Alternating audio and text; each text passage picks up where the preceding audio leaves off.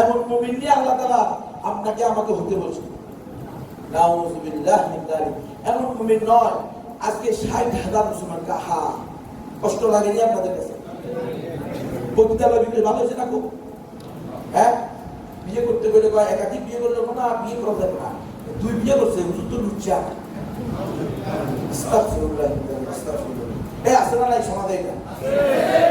বলতেছে এই দেশের পত্র পত্রিকার নিউজ, ওদের মিডিয়া, আমার মিডিয়া না, ওদের মিডিয়া বলতেছে বর্তমানে বাংলাদেশে ৬০ লক্ষ মেয়ে বেশি, ওই সকল মেয়ে তাদের বিয়ের উপযুক্ত, অর্থাৎ যেই পরিমাণ যুবক এবং যুবতী বিয়ের উপযুক্ত হয়েছে তাদের মধ্যে যুবকের চেয়ে, ছেলের চেয়ে মেয়ে, যুবকের চেয়ে যুবতী, তরুণের চেয়ে তরুণী বেশি হলো কত? এই ৬০ করে কোথায় পাঠাবেন? পতিতালয়। এই ৬০ লক্ষের মধ্যে যদি আপনার মেয়ে পড়ে, আপনার বোন পড়ে, কথা বুঝেন না কোনো? এই ৬০ লক্ষের মধ্যে পড়বে না? এই ৬০ লক্ষ তো এই দেশের জনগণ নাকি? তো এই দেশেই বলতেছে বিয়ের উপযুক্ত পুরুষের তুলনায় বিয়ের উপযুক্ত নারী ৬০ লক্ষ বেশি। তার মানে যারা সমান সমান একে অপরকে বিয়ে করে ফেললে, জোড়া মিলে গেলে বাকি থাকবে কয় লক্ষ? এই ৬০ লাখকে বিয়ে করার কেউ নেই।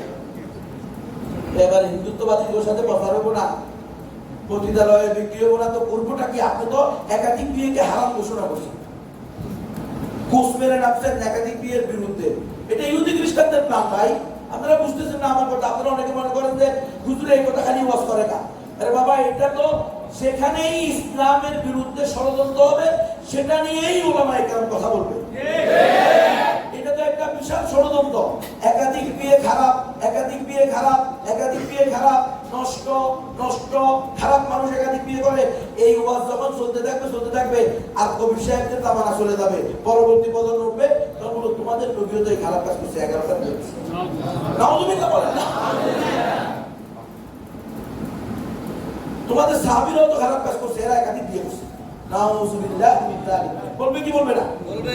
আমি বলতেছি না যে আপনি একাধিক বিয়ে করেন আপনার জন্য ফরজ না, একাধিক বিয়ে করা ফরজও না, ওয়াজিবও না, আপনাকে কেউ বাধ্যও করতেছে না। কিন্তু আপনার তৌফিক থাকলে, যোগ্যতা থাকলে, প্রয়োজন থাকলে একাধিক বিয়ে শরীয়তে অনুমোদিত। কেউ একাধিক বিয়ে করলে তাকে ঘৃণা করবেন না, তার বিরুদ্ধে সমালোচনার ঝড় উঠাবেন না। কেন তার বিরুদ্ধে সমালোচনা করতেছেন? সে তো কোনো অন্যায় করে না। কথা বুঝতেছেন? এটা আল্লাহর বিধান, রাসূলের সুন্নাহ। আপনি পারলে করেন, না পারলে করেন। আপনি তো বলছে, আল্লাহই বলছে ফাইন খিফতুম আল্লাহ তাআদিলু ফাওয়াহিদাতান। তুমি যদি ভয় পাও যে তুমি ইনসাফ করতে পারো না, তুমি এটা কাপুরুষ। সে পুরুষ ইনসাফ করতে পারে না, দুইজন ব্যক্তির ভিতরে ও কাপুরুষ না তো কি? কথা বলতে নাই। আল্লাহ বলতেছে আল্লাহর পক্ষ থেকে ঘোষিত। আমরা যারা এক নিয়ে আছি তারা চিন্তা করে না, মানে যাদের তৌফিক আছে। কিন্তু আপনি মসজিদের ক্ষতি, মাদ্রাসার মোতাবেক, আবার 2-3 জায়গায় গিয়ে আপনি কি করেন? ওয়াজ মাহফিলও করেন, সেখান থেকেও মাসে 30-40 হাজার টাকা কামাই করেন। মাস শেষে করে এখান থেকে 1 লাখ 1.5 লাখ টাকা আপনার কামাই। এরপর আপনার বয়েরটাকে রিক্সাওয়ালারও তো বয়ের পায়, মুসি সামারেরও তো বয়ের পায়, আপনি ক্ষতি সামার 1 টাকা। আল্লাহ মাফ করে। যাক, এটা মূলত আমি আপনাকে বলছি ইসলামে এটা বৈধ। আপনি এটাকে খারাপ চোখে দেখবেন না। আপনি এটাকে যদি খারাপ চোখে দেখেন তাহলে ঈমান নিয়ে প্রশ্ন হবে। কথা বুঝতেছেন? এই ওয়াজ আপনারা করবেন আপনাদের মাদের কাছে, বোনদের কাছে, পরিবারে, সমাজে। মায়েরা তো আবার খেপে যাবে নাকি? হ্যাঁ, যে হুজুর এত কত বারে ওয়াজ করছেন, ওয়াজ ভাষায় শুনে দিচ্ছেন। মাশাআল্লাহ, রফিক মাদানী সাহেব ভাষা শুনে দিচ্ছে, ওয়াজ করি আমি, গালিও গাবো আমি, আল্লাহ জানে কি হয়। এরপরে এটা ধরুন না তোর কোরআনে না আসে। হ্যাঁ, অবাঞ্ছিত হোম মিনিস্টারদের পক্ষ থেকে ন্যাশনালিটি যদি বাতিল হয়ে যায়, খুবই আছে নিয়া। আল্লাহ মাফ করেন। আমাদের হোম মিনিস্টারদেরকেও ঠিক করতে হবে, স্ত্রীদেরকেও ঠিক করতে হবে, মাদেরকেও ঠিক করতে হবে, বোনদেরকেও ঠিক করতে হবে। মা, বোন, স্ত্রী, আজকে যে 60 লক্ষ নারী স্বামী পাচ্ছে না, যেই নারীদেরকে পাচার করে দেওয়া হচ্ছে, ওই রোহিঙ্গা ক্যাম্প থেকে ধরে এনে যে মেয়েদেরকে পতিতালয়ে বিক্রি করা হচ্ছে, সে যদি তোমার বোন হতো, সে যদি তোমার মেয়ে হতো, তুমি কি এটা সহ্য করতে পারতা? তাহলে আল মুসলিমু আখুল মুসলিম, সেই হিসাবে কি এই মেয়েরা তোমার বোন না? তো তুমি শুধু তোমার মায়ের পেটের বোনকে দেখবা, অন্য মায়ের পেটের বোন তোমার বোন না? তাহলে তুমি সাহাবাওয়ালা আদর্শ কোথায় গ্রহণ করলা? তোমার ভিতরে নবীওয়ালা দরদ কোথায় পাওয়া গেল? তুমি না নিজেকে সাহাবার অনুসারী বলো, তুমি না রাসূলুল্লাহ সাল্লাল্লাহু আলাইহি ওয়াসাল্লামের আশিক দাবি করো। তো রাসূলুল্লাহ সাল্লাল্লাহু আলাইহি ওয়াসাল্লাম যে জিনিসের অনুমোদন দিয়েছেন তুমি সেটাকে ঘৃণা করো। তুমি কেমনে রাসূলের আদর্শের দাবিদার হইতে পারো? আবার বলতেছি, আমি কাউকে বলতেছি না যে তুমি বাধ্য করো, বিয়ে করো। তোমার তৌফিক না থাকলে তো তোমার একটা করার অনুমতি নাই। রোজা রাখবে, একদিন রোজা রাখবে, একদিন ইফতার করবে, একদিন রোজা রাখবে, একদিন ইফতার করবে, তাহাজ্জুদ করে কান্নাকাটি করবে, আল্লাহ টাকা দাও, পয়সা দাও, শক্তি দাও, বিয়ে করতে পারবে। তোর কর রাস্তা তো ক্লিয়ার, রোজা রাখবি সারা দিন, বিয়ে করতে পারবি না। কথা বলছেন নাই? আল্লাহর কাছ থেকে চাই নিতে হবে। কিন্তু যার যোগ্যতা আছে, তৌফিক আছে, আল্লামা রফিকুল ইসলাম মাদানী মাশাআল্লাহ প্রতি মাসে আল্লাহ তাআলা, আপনারা শুনছেন না, বলতে বলছে বাইরে হওয়ার পর থেকে অল্প দিনের ভিতরে 1 কোটি টাকা বেশি শুধু হাদিয়া পাইছে। ওদের বসে না, ওদের ভিতরে আছে কোটি টাকার মতো বাড়ি করছে, জমি কিনছে, মাদ্রাসা করতেছে, মসজিদ করতেছে, সব আল্লাহ দিছে। কিনে মোহাম্মদ ভালোবাসে বাইরে কেউ কেউ অপবাদ দিছে যে উনি টাকা চায়, তখন উনি বলছে আমি কিভাবে টাকা চাইতে পারি? মোহাম্মদ তো আমাদেরকে এভাবে এভাবে গ্রহণ করেছে। প্রচুর পরিমাণ মানুষ আমাদেরকে হাদিয়া দেয়, আলহামদুলিল্লাহ। আমরা এটা যোগ্য না, আমরা নিজেকে এটা কি মনে করি না যোগ্য মনে। আল্লাহর কাছে মাঝে মধ্যে ভয় হয়, না জানি দুনিয়াতে আজর পাওয়া গেছে, বিনিময় দুনিয়াতে পাওয়া গেলে তো আমাদের আখিরাত বরবাদ। আল্লাহর কাছে আমরা বলি আল্লাহ প্রয়োজনে দুনিয়ার দরকার নাই, কিন্তু আখিরাত যেন কোনোভাবে না হারাই। ওয়াল আখিরাতু খায়রুন ওয়া আবকা। তাহলে আপনি রফিক মাদানীর ওকিলে বাধ্য করবেন যে না তুমি আর বিয়ে করতে পারবা না। তাহলে আল্লাহ তৌফিক দিয়েছে, যোগ্যতা আছে।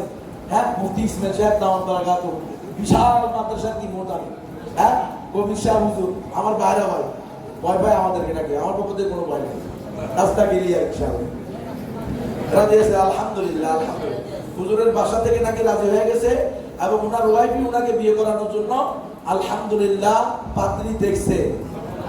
অলরেডি সব ঠিকঠাক, শুধু পাত্রীর মা এখনো রাজি হইতেছে না।